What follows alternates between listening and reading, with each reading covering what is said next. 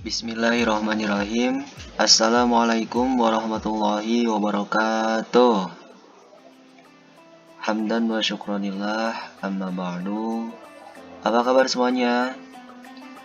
Semoga sehat selalu ya, dan semoga selalu ada dalam lindungan dan maghfirah Allah Subhanahu wa taala. Baiklah, kembali lagi bersama Bapak Muhammad Syarul Mustaqim di pelajaran Akidah Akhlak kelas 8 MTS. Masih di bab pertama, yaitu iman kepada kitab-kitab Allah. Di pertemuan kedua. Oke teman-teman, masih ingat materi pertemuan sebelumnya? Ya, materi pertemuan sebelumnya yaitu tentang pengertian beriman kepada kitab-kitab Allah Subhanahu wa taala dan dalil-dalil tentang keberadaan kitab-kitab Allah Subhanahu wa taala. Itu materi sebelumnya ya. Untuk materi yang sekarang ya ada di video ini.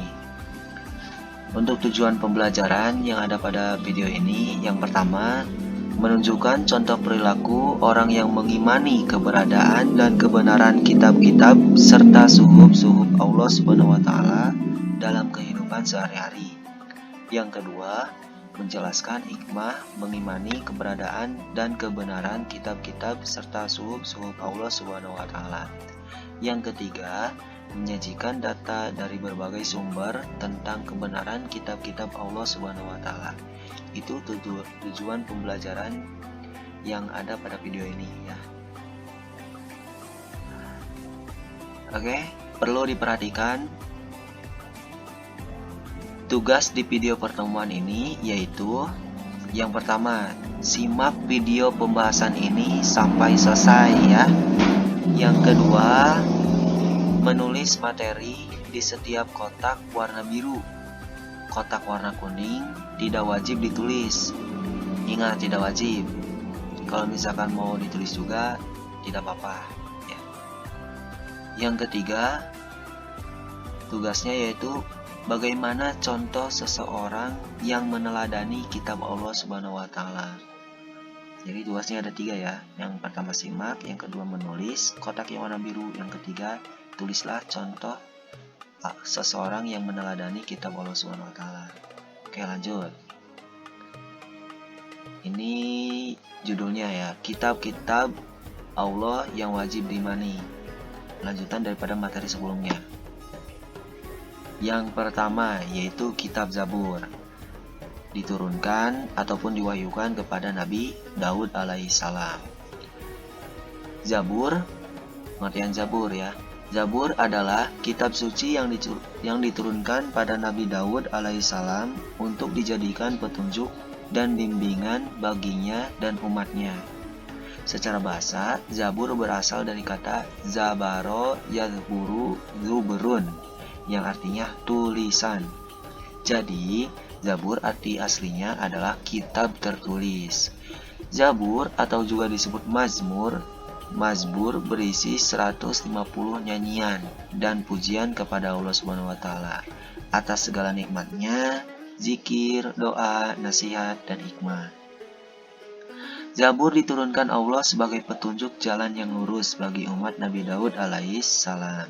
Kitab Zabur juga sebagai kabar gembira bahwa bumi ini diberikan kepada hamba yang soleh, serta sebagai pemberi peringatan agar tidak ada alasan bagi manusia untuk menghindari adanya Allah Subhanahu wa taala.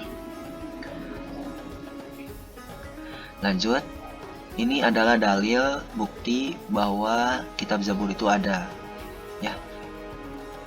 Dalilnya ada pada Quran surat Al-Isra ayat 55 yang artinya, dan Tuhanmu lebih mengetahui siapa yang di langit dan di bumi, dan sungguh kami telah memberikan kelebihan kepada sebagian nabi-nabi atas sebagian yang lain, dan kami berikan Zabur kepada Daud. Dalil yang kedua ada pada Quran surat Al-Anbiya ayat 105, artinya, dan sungguh telah kami tulis di dalam Zabur setelah tertulis di dalam Az-Zikr Lauh Mahfuz bahwa bumi ini akan diwarisi oleh hamba-hambaku yang soleh. Dilanjut, kitab suci Allah yang wajib diimani yaitu yang kedua kitab Taurat, diwahyukan kepada Nabi Musa alaihissalam. Taurat dalam bahasa Ibrani adalah Torah. Taurat adalah kitab yang diturunkan oleh Allah Subhanahu wa Ta'ala kepada Nabi Musa untuk dijadikan petunjuk dan bimbingan baginya dan bagi umatnya. Dalil tentang keberadaan kitab Taurat yaitu ada pada Quran surat Al-Isra ayat kedua, yang artinya, dan kami berikan kepada Musa kitab Taurat dan kami jadikannya petunjuk bagi Bani Israel dengan firman, janganlah kamu mengambil pelindung selain aku. Itu dalilnya ya. Yang selanjutnya, isi utama dalam kitab Taurat adalah 10 perintah yang berisi asas-asas keyakinan atau akidah dan asas-asas kebaktian atau syariat. Yang pertama, isi-isi asasnya yaitu perintah menghormati dan mencintai Allah SWT dengan ketaatan terhadap perintah dan menjauhi larangannya. Yang kedua, perintah berzikir kepada Allah SWT dengan penuh hormat atau hikmat dan khusyuk. Yang ketiga, perintah mengkuduskan hari Allah SWT, yang dimana pada hari itu mengkuduskan hari Allahnya pada hari Sabtu, hari ke-7 setelah bekerja 6 hari dalam seminggu ya. Yang keempat, perintah menghormati orang tua. Yang kelima, perintah menghindari pembunuhan sesama manusia. Yang keenam, perintah menghindari perbuatan keji. Yang ketujuh, perintah menghindari perbuatan mencuri. Yang kedelapan, perintah menghindari perbuatan berbohong atau bersaksi palsu. Yang kesembilan, perintah menghindari perbuatan cabul. Yang kesepuluh, perintah menghindari perbuatan memiliki barang orang lain dengan cara yang tidak halal atau gosok ya. Di halaman selanjutnya ada fungsi diturunkannya kitab Taurat adalah sebagai petunjuk bagi Nabi Musa dan Bani Israel untuk beriman kepada Allah Subhanahu wa Ta'ala ya. Sedangkan tujuan diturunkannya kitab Taurat adalah yang pertama, untuk meyakinkan kepada Bani Israel bahwa Allah Subhanahu wa Ta'ala itu ada dan Maha Esa. Maha Esa itu artinya satu ya, atau tunggal. Yang kedua, agar manusia hanya menyembah Allah Subhanahu wa Ta'ala saja. Yang ketiga, tujuan diturunkannya kitab Taurat adalah agar manusia berbuat baik kepada ibu bapa. Yang keempat, agar manusia tidak berlaku curang, kasar, dan dusta. Yang kelima, menghindari perbuatan memiliki barang orang lain dengan cara yang tidak halal.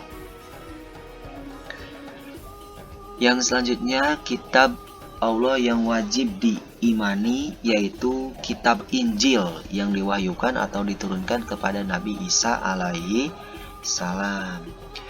Kitab Injil ini diturunkan oleh Allah SWT kepada Nabi Isa alaihissalam sebagai pedoman dan petunjuk hidup Bani Israel. Kitab Injil semula berasal dari bahasa Yunani, yaitu Evangelion, artinya kabar gembira. Kemudian diterjemahkan ke dalam bahasa Arab menjadi Injil. Makna dari kabar gembira yang dimaksud adalah karena Nabi Isa alaihissalam menggembirakan para umatnya dengan berita akan kedatangan Nabi Muhammad SAW. Sebagai apa? Sebagai utusan Allah Subhanahu wa Ta'ala. Siapa Nabi Muhammad ini? Lalu kenapa harus digembirakan? Karena Nabi Muhammad yang mana Nabi yang terakhir untuk seluruh alam ya. Lalu dalil tentang diturunkannya kitab Injil kepada Nabi Isa alaihissalam ada pada Quran surat Al-Maidah ayat 46. Injil mengajarkan tentang pembersihan jiwa raga dari kekotoran, yakni nafsu duniawi. Dengan kata lain, Injil mengajak manusia untuk hidup zuhud. Apa itu zuhud? Yakni pola hidup yang tidak mengutamakan hal-hal yang bersifat duniawi. Itu zuhud. Yang selanjutnya, kitab yang wajib diimani ya oleh kita yakni kitab Al-Quran yang diwahyukan kepada Nabi Muhammad SAW. Al-Quran menurut bahasa berarti bacaan, adapun menurut istilah adalah kalam Allah yang diturunkan kepada Nabi Muhammad SAW sebagai mukjizatnya dan bagi yang membacanya merupakan ibadah. Lalu ke bawahnya isi pokok kandungan Al-Quran. Yang pertama ada tauhid, yang kedua bacaan, yang ketiga janji dan ancaman, yang keempat hukum dan peraturan, yang kelima kisah dan riwayat orang terdahulu. Itu isi pokok kandungan Al-Quran ya. Yang B, kelebihan dan keistimewaan Al-Quran. Yang pertama, terpeliharanya kemurnian dan keutuhannya. Sampai sekarang masih ada Quran ya. Dan tetap bacanya masih sama kayak yang terdahulu. Yang kedua, membacanya bernilai ibadah ya, kita mendapatkan pahala bila mana kita bisa membacanya. Yang ketiga, menyempurnakan kitab-kitab yang sebelumnya, yang dimana sebelum kitab Al-Quran kan tadi yang 3, semisal kitab Zabur, Taurat, Injil, itu belum lengkap dan dilengkapkan dengan kitab Al-Quran. Yang keempat, keindahan bahasa dan redaksinya tidak tertandingi ya, kita bisa lagam dengan lagam yang telah ada ya oleh kiroah dengan nada-nada tertentu. Yang kelima, sebagai obat penawar hati ya, biasanya yang suka ngerukyah tuh biasanya pakai ayat-ayat suci Al-Quran. Kenapa? Karena Al-Quran mengandung obat penawar hati ya. Yang selanjutnya, fungsi dan tujuan diturunkannya Al-Quran. Kitab suci Al-Quran berfungsi sebagai pedoman dan petunjuk hidup bagi manusia atau hudal linnas. Adapun tujuan diturunkannya Al-Quran adalah untuk menuntun manusia ke jalan yang benar agar selamat di dunia maupun di akhirat. Yang selanjutnya, nama-nama lain dari Al-Quran. Yang pertama, Alkitab, ada pada surat Al-Baqarah ayat kedua. Yang kedua, Al-Furqan, artinya pembeda, ada pada Quran surat Al-Furqan ayat 1. Yang ketiga atau C, Adzikr, artinya peringatan, ada pada Quran surat Al-Hijr ayat 9. Yang selanjutnya, nama lain daripada Al-Quran yaitu Al-Huda, artinya petunjuk, ada pada Quran surat Al-Baqarah ayat 185. Yang selanjutnya, nama lain daripada Al-Quran yaitu An-Nur, artinya cahaya, ada pada dalam ada pada Quran surat An-Nur ayat 40. Lalu nama lain daripada Al-Quran yaitu Al-Bayyinah, artinya keterangan, ada pada Quran surat Al-Bayyinah ayat 1. Nah, yang terakhir yaitu ada hikmah beriman kepada kitab-kitab Allah Subhanahu wa taala. Ya, yang tadi yang 4. Hikmah beriman kepada kitab-kitab Allah Subhanahu wa taala. Yang pertama, memiliki rasa hormat dan menghargai kitab suci sebagai kitab yang memiliki kedudukan di atas segala kitab yang lain. Yang kedua, berusaha menjaga kesucian kitab dan membelanya apabila ada pihak lain yang meremehkannya. Yang ketiga, meningkatkan keimanan kepada Allah Subhanahu wa taala yang telah mengutus para rasul untuk menyampaikan risalahnya. Yang keempat, hidup manusia menjadi tertara karena adanya hukum yang bersumber kepada kitab suci. Yang kelima, hikmah beriman kepada kitab-kitab Allah SWT yaitu termotivasinya untuk beribadah dan menjalankan kewajiban-kewajiban agama seperti yang tertuang dalam kitab suci. Yang keenam, menumbuhkan sikap optimis karena dikaruniai pedoman hidup dari Allah SWT untuk meraih kesuksesan baik di dunia maupun di akhirat. Yang ketujuh, terjaga ketakwaannya dengan selalu menjalankan perintah Allah SWT dan menjauhi semua larangannya. Baik teman-teman, apakah sudah mengerti? Jika ingin bertanya, tulis saja di kolom komentar ya. Alhamdulillah berakhir sudah pembelajaran kita pada video kali ini. Terima kasih atas perhatiannya. Saya ucapkan wassalamualaikum warahmatullahi wabarakatuh.